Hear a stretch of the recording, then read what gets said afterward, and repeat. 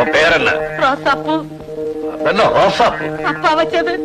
செடியா? இல்லங்க, பேரு. முழு பெயர்? அற்புதமணி ரோசாப்பூ. அதன அற்புதம். நடமாட்டத்துல பொண்ணுங்க, நடவடிக்கையில ஆணுங்க, தட் இஸ் தி அற்புதம். நம்ம பழைய ஆளு அப்படித்தான் கிண்டலா பேசுவாங்க. ஃபாதர் கொலையை பத்தி உனக்கு என்ன தெரியும்? அடக்கம் பண்ணிட்டாங்கன்னு தெரியும். இந்த கொலையில நீ சம்பந்தப்பட்டிருக்கேன்னு நான் சொல்றேன். அம்மா, பீட்டர் அடிக்கடி உன் கடைக்கு தான் வருவான். அம்மா, அங்க உட்காந்து நான் சதி திட்டம் தீட்டினீங்க.